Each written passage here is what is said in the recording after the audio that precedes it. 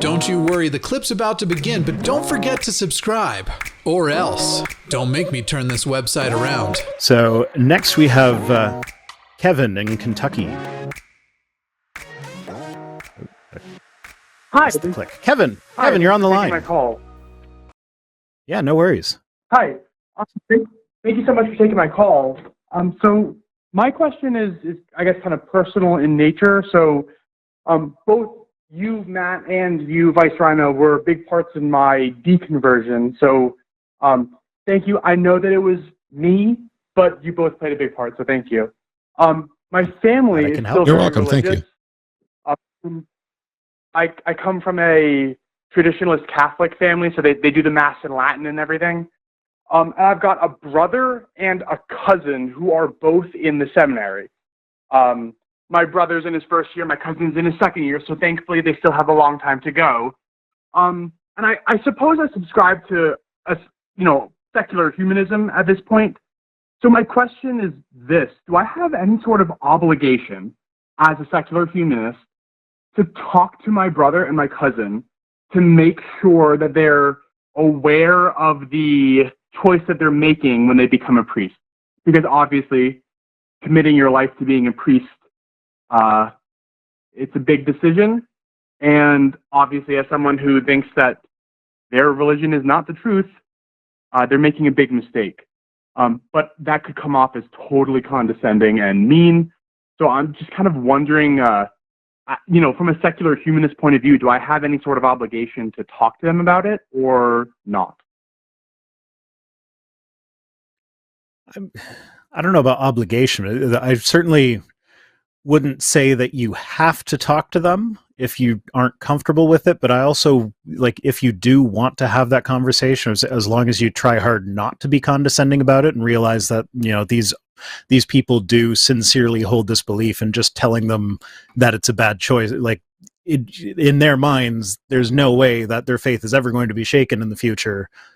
So for them, it just won't register that this could be a mistake because I might not believe in the future. So it really depends on how you're approaching it. I agree wholeheartedly. And I think for the first 15 or 20 words that Vice Rhino said, they were word for word what I was thinking in my head, which is, I don't think you're under an obligation, but I also think if you care about someone, irrespective of whether you're basing it on secular humanism or not, you can talk to them and say, hey, you're getting ready to take a big step, and I don't want to make you uncomfortable. I don't want to create a rift between us, but I have concerns that you may not be taking the right step. And all I want is for you to know my concerns so that you can consider them as well. That's it. Okay, yeah. So obviously my concern is coming off as condescending, and I think that the way that you both phrased that is probably the least condescending way that one could say it. There might be nothing I can do to make my brother not receive it as if I was being condescending, even though those won't be my intentions. But yeah, that does make sense to me. And oh man, I really hope my brother kind of snaps out of it. I wouldn't lead with this, but if you do sense that he might be perceiving you as condescending, you could just come out and say, I'm so sorry if I'm coming across as condescending. That's not my intention. I just love you, and I want to make sure I don't know. I kind of lost my words there, but it's kind of like how, if you're public speaking, if you admit that you're nervous right at the beginning, then that makes you less nervous and you do a better job, sort of thing. I was thinking something along the lines of that. Yeah. But also, if you just come out and lead with that without even starting the conversation first, then he's going to be on the defensive, saying, "Oh, he's about to be condescending to me," which is also what you don't want. It's a fine line. Yeah. Right. And then maybe just to add a little bit of context here. So when I left my family's church, so I don't know how familiar you guys are with the rad trad Catholics, but they're a very tight-knit group. There's a lot of white supremacy, conspiracy theory stuff going on in there. My family is, as normal as they can come for rad trads. But when I left, it was a big deal. I stopped talking to my family for a couple of years. I'm on much better terms with them now, but I'm still just afraid that the fact that I kind of had this bad experience when I left is going to color every conversation that I could possibly have with them about religion. So, that's another concern that I have. Like, is it even possible for me to talk to them about religion without emotions rising super high because of the emotional way in which I left their church? It's almost as if I don't know if I'll be ever able to escape that past. Well, if it's not possible, you are under no obligation to discuss religion. You can just keep the topics non-religious unless they bring it up. It's like I said, you're not obligated to try and talk them out of going to seminary, but at the same time, like if you feel that that's something you at least want to get off your chest, then just try and do it with as much love as you can and let them know that like you'll support them in whatever decision they end up making. Like at the end of the day, as an atheist, this from my personal thoughts on the matter is that as an atheist, I don't care what religion my family members are. I still love my family members. And now if religion causes some heated discussion, that's okay. It happens sometimes. Like families don't always get along. I mean, my kids have been stuck together, not going to school for the past 3 weeks and not allowed to see any friends or anything. So there's been many heated discussions in my house. But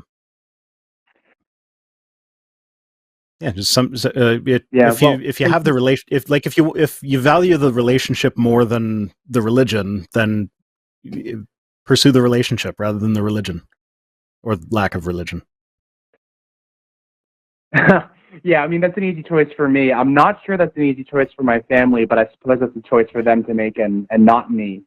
So if they choose to cut off a relationship with me over this discussion, that's for them to decide. And I suppose that's something that I just kind of have to accept if that's a conversation that I want to have. And I suppose I just need to weigh the pros and the cons and kind of pick one and go with it. Yeah. I've had people end relationships with me because they weren't happy that I was an atheist. I have never actually ended a relationship with someone merely because they were not an atheist. I have ended relationships with people because they were bigots and homophobic or whatever else. And I'm like, look, I can't, there are limits. Like I love my mom and dad. I despise their religion and everything about it. Their specific version and I hate what it's done to them and the rift that it's created in our family. But I have not ended the relationship, but I have on more than one occasion been willing to end that relationship if they didn't respect boundaries, if they kept crossing lines. So every family situation can be a little bit different. Yeah. And just to not take up the rest of the show, I'll say thank you both first. Secondly, I mentioned that, when I first left, it was really rocky, and it was rocky to the point where I did cut it off. I wound up not talking to anybody in my family for, almost a year because they weren't respecting boundaries.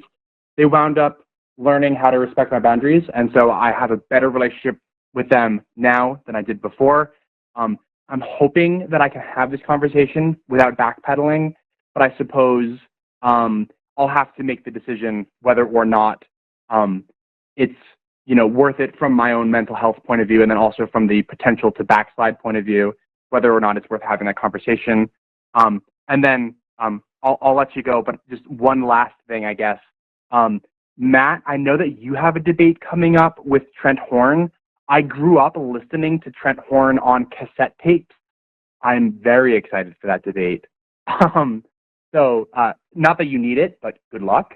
And I'm looking forward to it. And I'm a weekly listener to The Line and really everything. So thank you both and have a great rest of your evening. Well, thank you so much for your call, Kevin. You have a wonderful night. I honestly don't know who Trent Horn is. I've heard the name, but yeah, we're going to be doing a debate on the resurrection sometime around. I think the reason I don't know Trent is I believe he's Catholic.